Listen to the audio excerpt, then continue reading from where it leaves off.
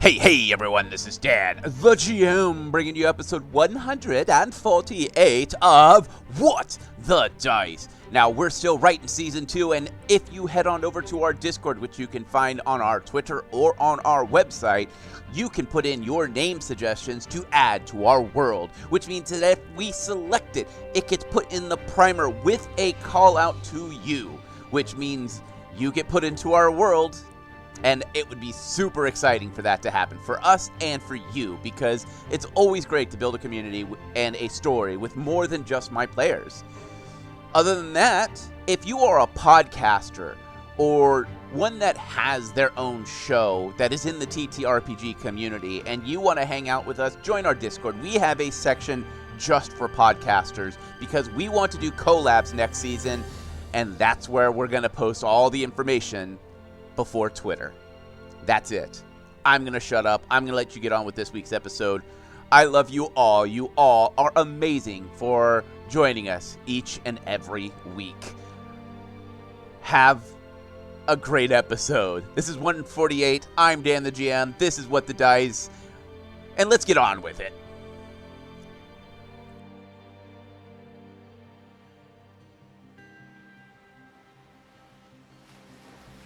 With spring fully in swing, the birds and the bees are out in force. The hunters from the Adventurers Guild have decided to start helping with leatherers and other armorsmiths to get leather, selling the meat to the local grocers, and helping this city grow. We find ourselves helping out at the docks, helping the seafaring adventurers load and unload. The storyteller seems to almost always be at the docks. He seems to know every captain and every crew. As night falls and the campfire has been lit up, we sit on the beach side with not only the storyteller, but several captains. And they've shared tales. And the storyteller pulls out the book, and all falls silent. Well, me friends, it seems as if not only you and I will be speaking and sharing our story, but friends of old. Well, the adventurers have found Everest and a lich. Both run a strange cave that trains young adventurers to be the heroes of tomorrow. After speaking with Everest and the lich, it seems as if they have an ally that could use the adventurer's hand. A strange man known as Kazamar, who has lost his manor to the strange, corrupted Fae. The adventurers must find this man and help him if they are to find a way back to the mainlands. Sit back, relax, and hear me tell.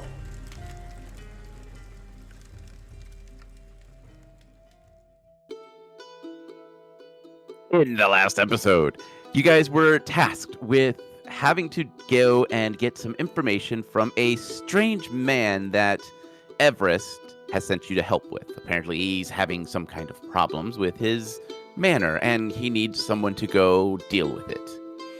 Upon arriving at the tavern where you were told he would be, you meet this strange man, and we ended the episode with Kalila walking up to him.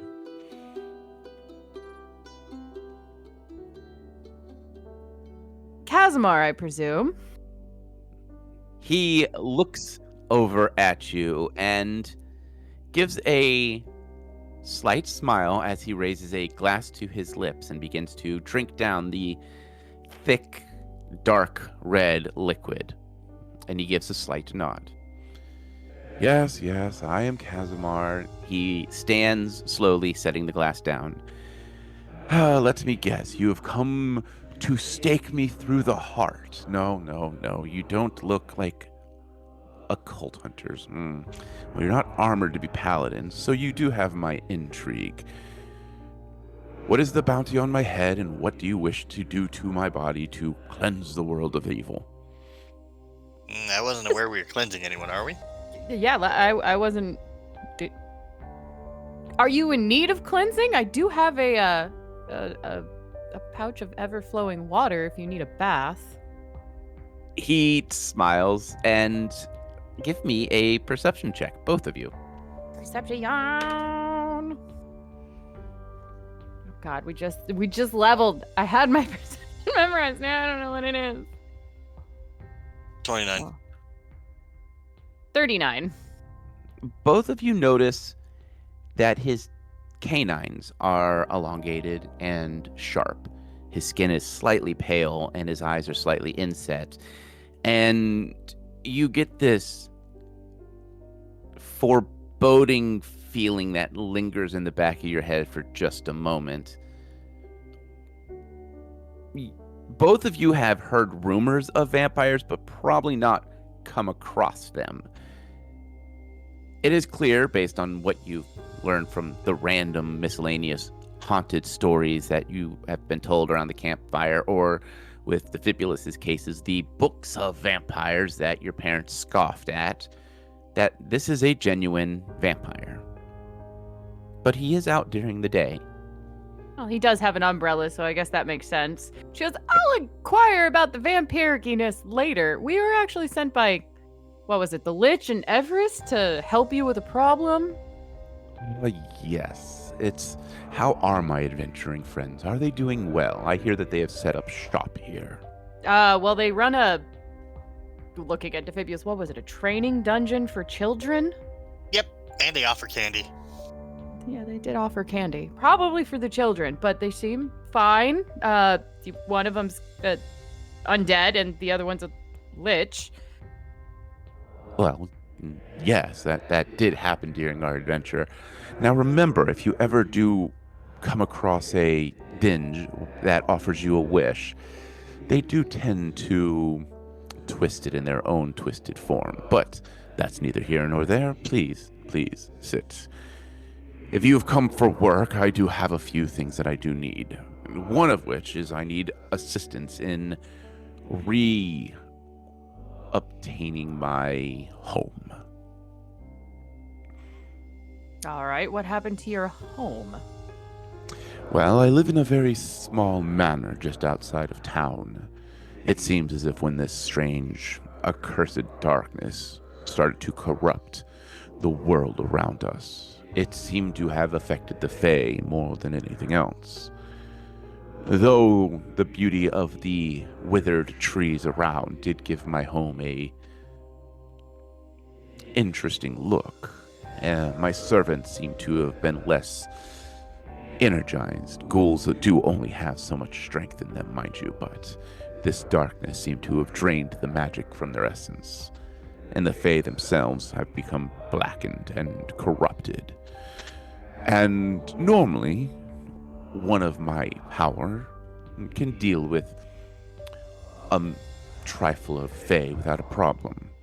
But when they come in force, and they plant their queen in my throne, and destroy my coffin, it makes it very hard to rest when need be. So I've come here, called a few favors from some old friends, and I will be staying in the inn until I find a way to deal with them. But if Everest is saying you are coming to help me, that would be the best way to help. Sounds easy enough. Or at least straightforward enough, I should say. To be young and brash like that. Those were the days. Kalila has that momentary mouth open, gonna say something, and then just doesn't. No, please, speak. Speak freely. It is very hard to offend someone of my age. Oh no, it was just a matter of yes, I might be young and naive, but the things that I have seen. But I never did say naive. I said brash. Yeah. He does have you there. He does. I didn't think I was brash, but I would consider myself naive. But here's the thing. If you were naive, you wouldn't be alive, or as strong as you are. Naivety tends to lead to an early death. Brashness tends to lead to an early death if you do not have the skills to back them up. All right, that's fair. Just so where do you live? Well, if you exit town, heading down towards the beach, and then you hang and move towards the east, following the sun, you will find a clearing of blackened, weeping willows that move by themselves. There you will find my manor. It is very small and quaint, but it is mine. From there, you will just have to get rid of a few key points. The Fae have set up strange, blackened crystals that give them extra strengths. And then you will have to defeat their queen, or drive her out, or however adventurers nowadays decide to do things. Now, in my day, mind you, I would just slip up behind and skillfully place a dagger between the lungs and pierce the heart just right. Do we need any keys? He does a flourish with his hand and he produces a black key. It looks like it is made from finger bones and the bones of a rat skull. A small rat. Not a ratling, but a ratling, like a rat. He goes, "This is the key to my home and to all the doors there. It is the master key, so to speak." Interestingly enough, that's not going to bother Kalila because she's a hunter and deals with bones all the time. So it's more of a, pretty key. When you touch the key, it has this heaviness to it, like it is made from some kind of metal. Would you like to investigate further, or would you like to have Defibulus investigate further? The comment of, heavy, and look at it and then hand it to Defibulus. So she will at least give a quick examination. Okay. Defibulus will take a look at the key too. All right, give me perceptions. Perceptions. 41. 48. Kalila, you recognize that it is made from an iron, something dense and normally not found in the possession of vampire. Iron tends to ward off spirits. Looks at him, goes, iron? He goes, "Yes, I do wear armor or clothing." He holds up his hands, and you can see that even though his skin is pale, when you look at his hand, he is wearing gloves that are the same coloration of his skin. Defibulus, when you take a closer look at it and you start to notice that there is some kind of strange blue veining, upon of closer inspection, you notice that this isn't just regular iron. This is cold iron. This key is, matter of speaking, very expensive to manufacture, craft, however you want to word it. But it also, again, is designed to fight off spirits. Impressive. Cold iron. He nods. He goes, "Well, before my time, I was a adventurer like many of them around here. I was especially adept to staying to the shadows and slipping daggers between ribs and making locks not to be locked. Neat. But you may take the key, and when you are done, I will be waiting for you here." Is there anything else we need to know about these? You said it was Fae? Yes, That's they are Fae. Corrupted ones that are around the village? They're not just standard Fae. They are also a mix of Fae and Pixie and pretty much anything that is small and magical seem to have been corrupted. They do not look and do not think like their uncorrupted counterparts. They are feral and bestial and tend to attack in packs, like rabid animals, like wasps that have found their eyes on a target they wish to remove. Good to know. She'll look over at Defibulus and see if he has any other questions. So you want us to get rid of the queen, the ghouls, the corrupted fae, and not level the place in the process, right? He gives a light shrug and he goes, well, if it is leveled, I will just rebuild. I have much time on my hands, and it may be time for me to remodel a bit. But there are the crystals that you will have to deal with. Magic doesn't seem to work on them. I have thrown many a fireball at them, and they do not even singe. So I'm assuming that they need to be damaged in more of a physical aspect. If you had a dwarf or someone who is more of a fighter, I would suggest a large hammer and a nice strike. But however you wish to destroy them is up to you. Just try not to damage too much of my home. I would like to return to it. She'll nod. Now my question is this, little adventurers. What did Everest promise you for helping me reclaim my home? She'll let Defibulus answer it if he chooses to reveal that information, because that's his thing. He promised to give me something that belongs to me, that he was in possession of and caring for, and a way home. We need to get to the mainland. And because all the shipping and travel has been shut down, you will require teleportation. One would presume, yes. We're assuming he has a magical means to get us. But we didn't really ask for the details. He just said he had a way to get us there. He nods. He goes, yes, we will be able to get you back to the mainland. It will be the beach of the mainland, but we will make sure that you are there. As long as we're on the main continent, that's all that matters. We can figure our way to the holy city in our own way. Well, then it seems that we have come to an accord. You remove my Fae problem, and you can find your way home with my knowledge and skill. Just to be curious, are your Fae resurrecting after you've killed them around these parts by any chance? Or do they stay dead?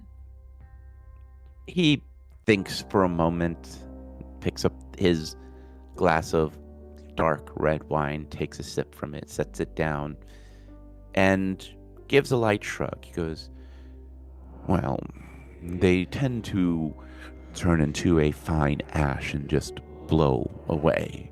What happens after they return to their nest in that form, I am unsure. I'm under the assumption that because they have become corrupted, that the corrupted woods around them, if they are completely destroyed and turned into an ash, they are reclaimed into the darkness, and they feed the darkness with whatever life energy they have left. That is my assumption based on what I have seen. Viola will nod. He looks at Claire. How would you stop them from doing that? Doing what specifically? Well, they poof and go into ash and feed the bad stuff. How do we stop them from feeding the bad stuff? Sure. I mean, one would assume that you would collect the poofing, but that might be difficult and tedious. I actually have an answer for that. One moment. He calls over the bartender, who brings a slab of meat.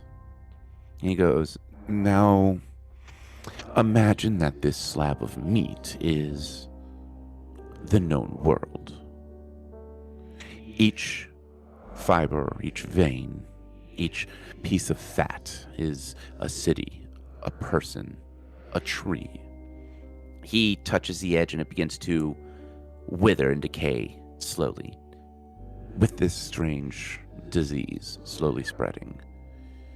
The only way to stop the spread, he produces a blade from his hip and slashes the meat and separates it.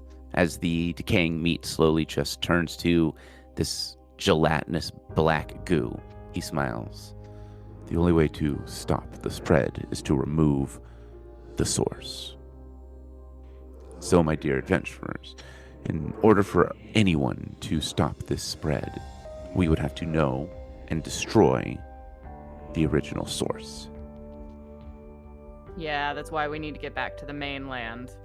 Your source isn't going to just be in the heart of that forest. Maybe for the small Fey infestation, but not ultimately into everything. Yes.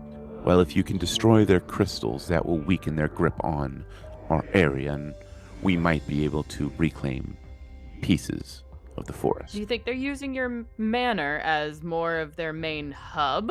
Or do you think this is just a, so to speak, a outlying fortress when their main castle's in the woods? I believe that they've destroyed their main forest or their main fortress. The Fae believe in balance of nature. They tend to live in a tree, and it's a generational tree. I am assuming that that tree had fallen to the corruption and had withered and rotted away, which means no home, no safety. Or if their tree is that connected to them, that's why they're corrupted. So if you uncorrupted their tree, you might fix the problem out here. Yes, but that is something that we might be able to deal with on our own. Right now, the Fae have these crystals that seem to be pulling magic from the world around it, allowing this corruption to get a deeper foothold. We can destroy the crystals, destroy the Fae, destroy their queen. I am sure he gestures to the city behind him or the town behind him. I am sure that the adventurers here have more than enough skill and talents to push the Fae back even further. Interesting to say that, considering none of them have decided to help you. Do they just dislike vampires that much? Well, I was driven from my home, and without my connection to my home and without a solid rest, I am as weak as a mere mortal. I wasn't saying you, saying them. Well, you would need a strong leader. The Lich can't leave his fortress, and Everest, for every time he gets injured or wounded, it takes more to heal him. Me, a little bit of blood, and a rest, and I am as good as the day in the next fight. I think you missed my point, but that is fine. We'll go solve your problem. Yes, that is what adventurers do. We'll look at Defibulus, shall we? Yeah, we probably should get moving. As you exit out of the tavern, you actually hear him call out, "Mind the hellhounds, they are my pets." Do you have any treats for us to give them so they don't bother us? He reaches into his bag and pulls out several bones that are wrapped in what looks like some form of meat that has been cooked and bound together with pieces of leather. They tend to like these. There's 4 or 5 hellhounds. Toss this to them and they will leave you alone. Thanks for the warning. Yes. Well, good luck, and may your gods protect you. Look at Defibulus with a smirk and head out. Yep, not happening. Oh, what's a hellhound? A giant puppy that's aggressive and bigger than most. Why would you call it a hellhound then? And not just big hound, big angry hound. They're kind of demonic. Why not? I mean, everything else we deal with around here. Yeah. Who would keep normal dogs around, guard dogs in a time like this? They're like demonic dogs that are like typically the size of a warg sometimes. Have red eyes. Sometimes they have fire effects around them. Depends on the hellhound. But people called them hellhounds because they looked like they came from hell, because they're demonic. Why not? But she will follow the instructions, follow the sun, yada yada, go see if they can find the manor. Better to attack during the day than at the night.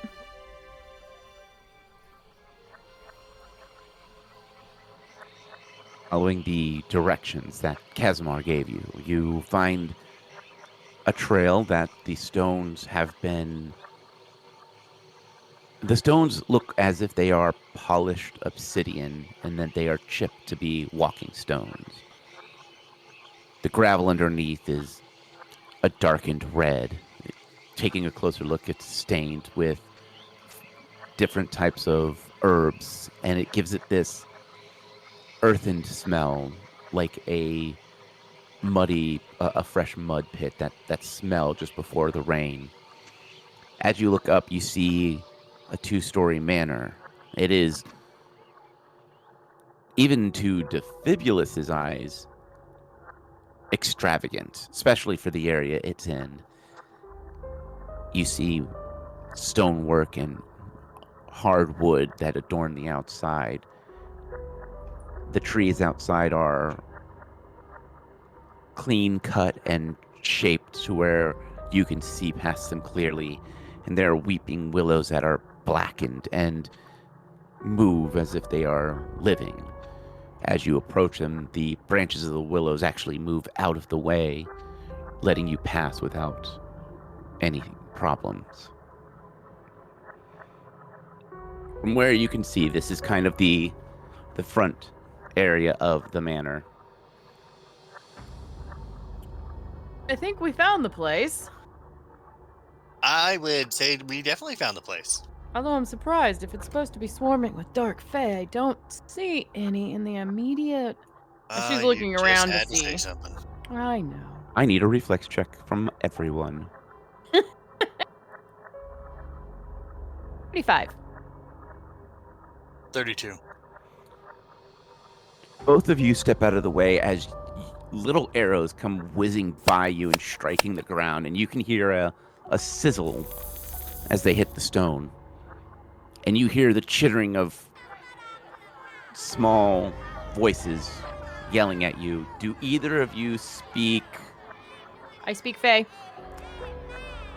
So you hear insults and things of the manner of calling you all manner of insults, some of which are not repeatable in polite company. Well, that's rude to say. Lila's probably going to fire back some kind of insult about their mother smelling of elderberry or something. And their father being a hamster. As you insult them, you feel something whiz by you as 3 of them fly in to engage. I think I made them angry. I need initiative. You just had to open your mouth and you just had to taunt them. Yeah, but I got them out of their hiding spots. Initiative 16. 26. I rolled like crap. I wasted all my good rolls yesterday. But damn, were they worth it. Yes.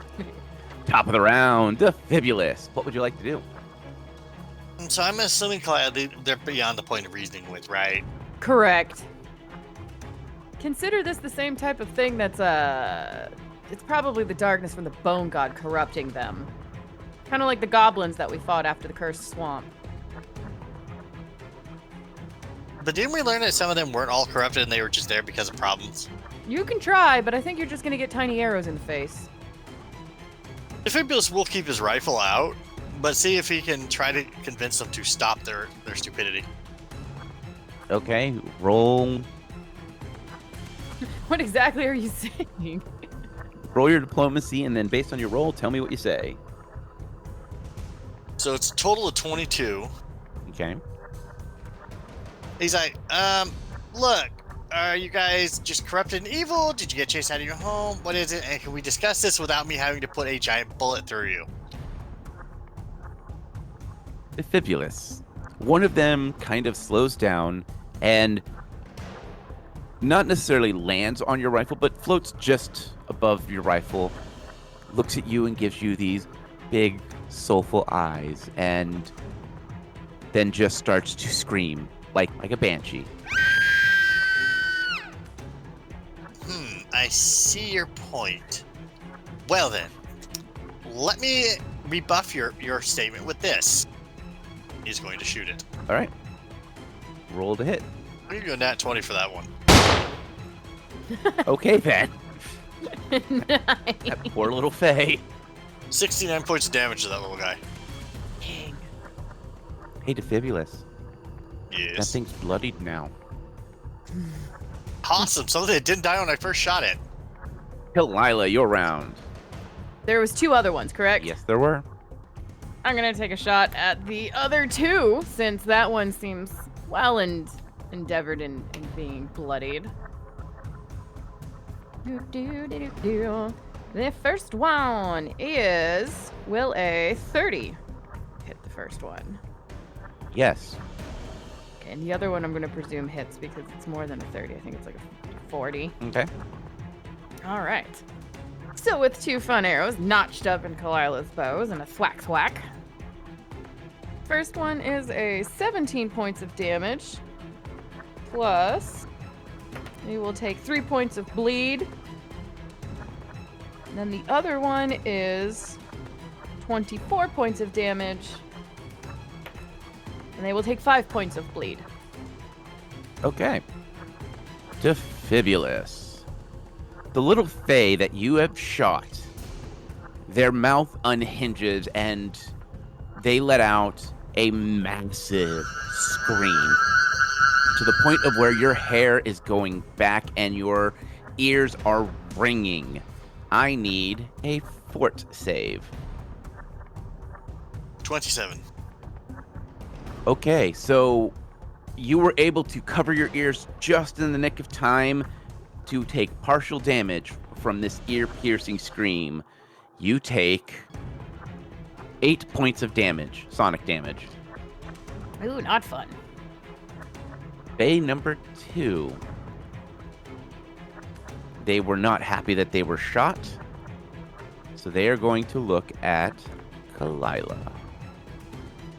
One of the face flies up, just up a little higher, and all of a sudden her wings start to glow as there's a barrage of magic missiles that strike you. You take 18 points of damage. Last one. This one starts to fly down low and begins to rapidly move her wings back and forth faster and faster just at ground level. And you are both getting barraged by a hail of sharpened stones. All right, I'm gonna just roll once because it's a AoE attack. 29. That's on the money for me. Okay. And what about your compatriots? That would definitely hit Hugin and Mugen. And what about Defibulus? That's a hit. You both take 6 points of damage as a bunch of stones just come pelting into you. I took 1 point of damage. Woohoo. Yep, same here. Nice raise of the shield and hiding behind her new armor. Yeah, my new armor. My new armor soaked most of that. Defibulus, your round. I don't think they appreciated us being here. Yeah, no, I don't think they appreciate anybody being here. All right, first attack. I'm gonna shoot the little bloody one that yelled at me. Okay. 39 to hit. That's a hit. 21. Describe your kill. Defibulus, glaring at it for being shrieked at, just puts the barrel right at the face and says, "No more yelling now," and then fires. Kablam! Kalila, your round. Well, Kalila got... I was gonna say, I have more than one attack per round, though. Oh. Yes, you do. Yeah, I just realized it after I shot it last time. I'm like, I could have fired again. I think I can technically fire up to 3 times if I want. Because you have a clip now, Yes. right? Yes, you can shoot twice, but you also need to make sure you keep track of that because it is a. You do have to reload it after you use it up, which eats up one of your attacks. Yeah, which is 5 shots in total, isn't it? Mm-hmm. Well, the little one that just fired rocks down us, I'm gonna shoot at it. Okay. 39. That is a hit. Yeah, because these things are literally within 30 feet of us, right? Oh yeah, they're right in front of us. Yep, I get to take an attack of opportunity, but I'll let you roll your damage and then I'll take my attack. 18 damage from that shot. Okay. And then for my target of opportunity, since it's within there, Kalila's going to fire off a very quick pot shot with a 37 to hit.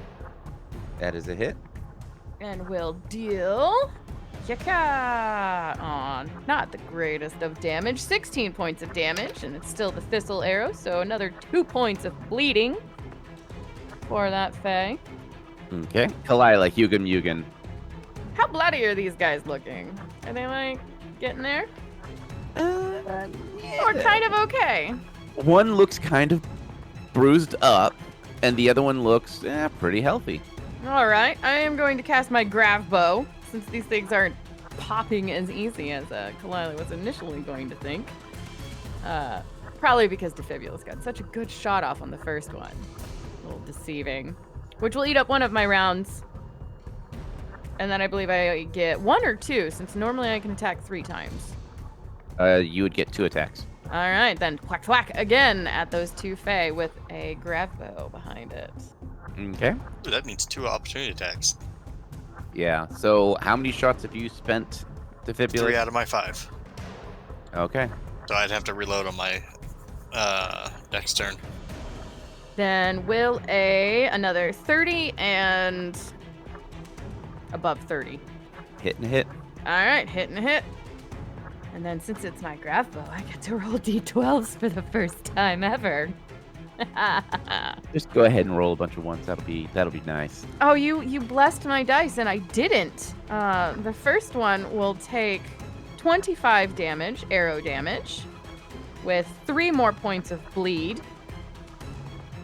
And then the second one will take, hold on, mathing, 23 points of damage with 5 points of bleed. And every arrow generates 1 point of bleed per round for 6 rounds. Okay. And do I do mine now, or do I wait until the end of her turn? Nope, you do yours now. It's an immediate action. 34 on the first shot, 41 for the second. Hit and hit. 20 damage on the first shot, 14 damage on the second. Describe one of your kills. Keeping in sync with Kalila's shot, Defibulous will fire a side shot and kind of strike the little bugger right in the side. And watch the bullet go through one side and out the other. Hugin. Yeah, the Hugins and the Mugins. Well, since Hugin is good at doing leapy things, Hugin is going to do a quick jump onto one of the Fae and attempt a bite. All right. Hugin die. And that is considered a melee. Good lord, his melee attack is cray-cray. 38. That is a hit. Alrighty, let me find his bite damage really quick. Is it more than 6 points of damage? Yeah, his plus for damage is a 9, so... Yeah, describe your kill. Well, Hugin, from behind Kalila, does a quick spider-like leap through the air, pouncing on the Fae, which is much smaller than Hugin, and just sinks its fangs into it. As the bite pierces through the flesh of the Fae, it lets out a strange and eerie scream. And you all feel the pulse of magic as these Fae just turn to ash and blow away in the wind. And that, my friends, is where we're going to call this week's episode.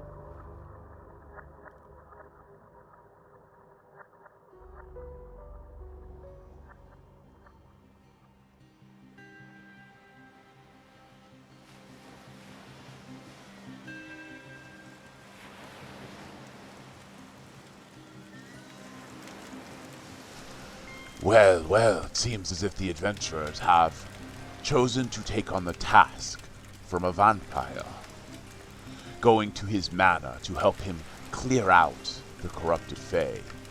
They have destroyed his coffin, planted crystals, and they are the ones that must make it in. Get rid of the Fae, the crystals, and help restore his home. Whom is this Kazamar? Why does he not have the power to do it himself? Well, hopefully the adventurers will find these answers, and in the process, help clear out some of this strange corruption that has infested the lands. Well, me friends, unfortunately, that is all the time we have for this eve. As always, may the dice gods bless your every roll.